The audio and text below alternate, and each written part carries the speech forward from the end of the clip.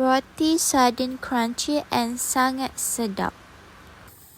Masukkan bawang merah dan juga lada ke dalam kuali yang panas. Masukkan 1 tin kecil sardin, sedikit air.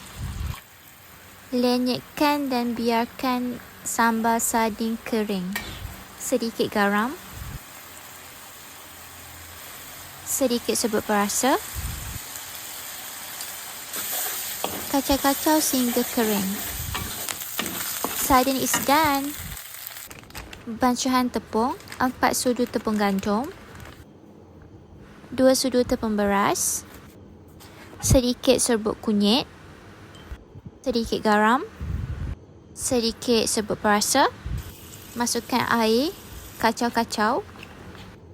Adunan mestilah tidak terlalu pekat dan juga tidak terlalu cair. Kalau pekat, tambahkan sedikit lagi air dan kacau-kacau.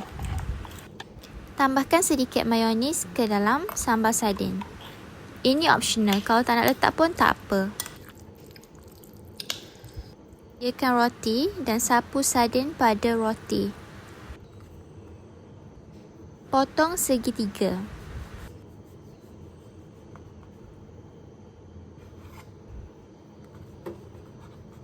Roti dah siap. Panaskan kuali, masukkan minyak, buka api besar. Roti dah siap untuk digoreng. Jangan letak terlalu banyak roti dalam kuali. Sekali goreng, letak 4 ketul sahaja.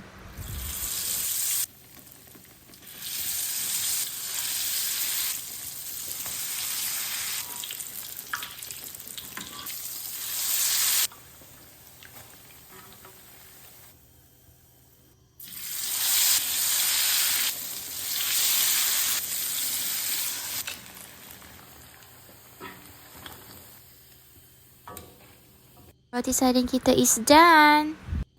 Selamat mencuba korang. Korang patut try buat resipi ni sebab sangat senang, sedap, tak serap minyak dan juga mudah untuk dibuat. Thanks for watching guys. Jangan lupa untuk like dan juga subscribe my YouTube channel. Okay? Bye. Assalamualaikum. Jumpa lagi.